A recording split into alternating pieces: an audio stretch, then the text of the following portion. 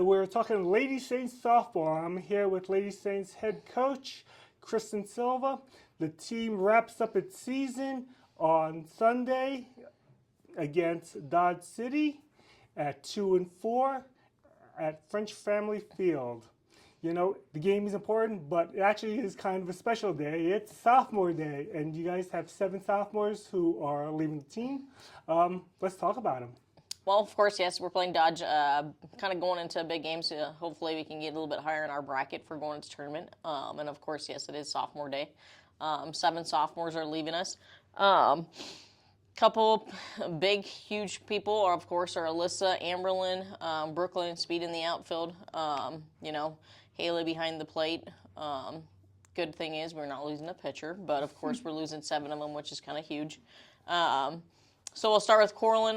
Corlin Magaha, she plays outfield. She's actually improved a lot, and I'm going to miss her. She's been a leader on and off the field. It's been fun to have her here. I know she's looking to move on, and we're going to try and find her home, and if not, she's going to nursing school, so that's kind of a cool thing. Next one, another outfielder is Brooklyn Castaneda, speed outfielder. She filled a big role, being out in center field, and she can run, and, it's going to be kind of sad to see her go, but I know she's got bigger things coming up for her. She's also looking forward to finding another home to play softball.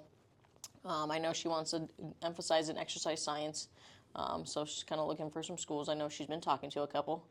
Let's see. Then we got infielders, Amerlyn Tatum, sorry. She's playing first base this year. She was an outfielder. Now she's playing first base this year. She's kind of found her swing back again a little bit in the last week, found her groove a little bit. So it's been nice to have her back in this kind of finding her groove back a little bit. I think she's in the same boat looking for a home. Wants to go on play on again, and I think that's exciting that most of them want to play on. I believe she also wants to exercise science. She wants to major in exercise science and further education. Our second baseman, Clarissa De La Fuente, she's probably looking to get closer to home. Sorry. She was a good pickup. It has been fun having her this year. She hasn't been with us for 2 years, but she's been here for 1 year, and it's been fun with her. She's kind of got a little bit of everything. She can run, she can hit for power, so it's been fun having her play a little bit of shortstop, a little bit of second base.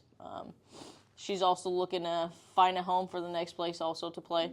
I believe she wants to do something in the coaching or sports kind of field also as well for education.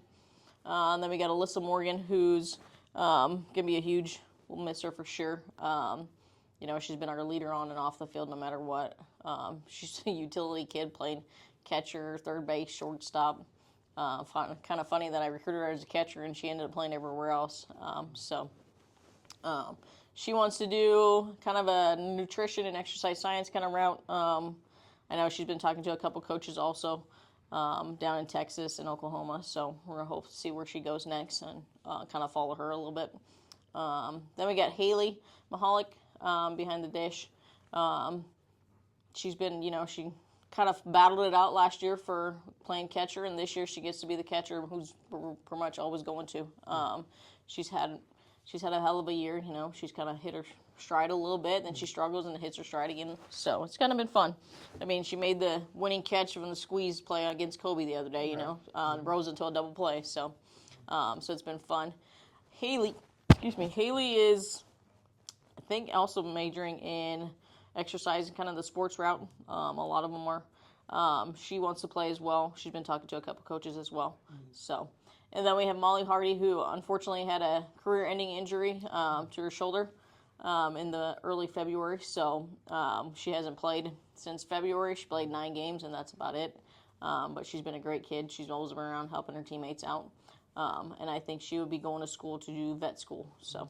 Yeah. Kind of interesting. I mean, this is your 3rd year at Seward. Correct. And so this group is basically your group that you sort of have, you sort of throughout the first year kind of. Yes. So this is your first group to go with. Yes, it's been fun. They've come a long way from last year. I mean, we had our ups and downs last year, and we have our ups and downs this year. But they're still playing ball, and they still want to be out there, and it's been fun to watch them grow, a little bit. And it's going to be exciting to see where they go on and kind of follow them and see how they continue their education and softball career.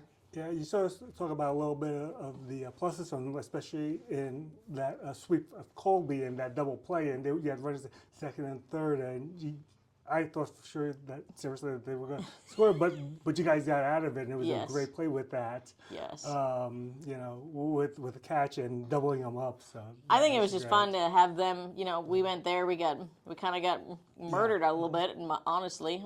But we came back home, and Yeah. our kids wanted to play ball, and we swapped them 2 games. You know, Yeah. and it was a good game. A second game, like at 2-1, like that's a battle. That's the kind of softball games you love to watch. Yeah. So And real resilient, so hard. And, Yes. You know, for especially come back, because they could just lay down. Correct. And, you know, Yep. and speaking about hitting over there, you have Amaryl and Tatum over there, who's suddenly, you know, hitting the ball, and boy, I think that just sparks up the completely. offense out of it. You know. Completely. It's it's one of those things. It's kind of funny. They do a cheer. It's called pass the bat, and that's literally what it is, right? You have one person who starts it off, and it's contagious. Everybody starts to do it, and I think that's kind of been fun to have Amberlyn kind of finally figure her swing out a little bit, and she's kind of get into her groove, and we can start to have everybody else start to do it too. Right, sort of gives you a little bit more of a depth of the lineup Yes. going in. Okay, so let's talk a little bit more about the dots of the game. You said it's a big game, the importance, just sort of getting up the importance of it. Mostly this going into the bracket, into the tournament next weekend. I think just it's gonna put either of us higher or lower. I mean, they're gonna be battling with Garden no matter what, but they're either gonna fight for the home team or the visitors team. We're trying to fight to kind of jump ahead of Colby. Right. So I think it's a big game. Both teams are kind of having a big game coming up. So, and I think it's fun because we're home. Sophomore day. That kind of gives you even more a little hype there. Like it's a big day for us. So. Yeah. And let's just go back to the game before. You guys had played Garden over there. The first one was actually tied in the second one, and then the storms came and wiped it out. And actually, so this may not be the last series of it. You guys might play, depending on. Yes. And you might play, resume the suspended game. Yes. Yes. So second game we were in the bottom of the fifth, tied 2-2. Sure, yeah. And then of course the rain came, and then the hail came, and so we're gonna see what we can do. And if we make it up, we're gonna make it up on Tuesday and kind of see if we can battle that out and try to get ahead and take one more game from Garden. So. Okay, well, come on out, cheer on the Lady Saints, especially the sophomores. Last time they're going to be out over here. Again, it's 2 and 4 on Sunday at French Family Field. Good luck, Coach. Thank you.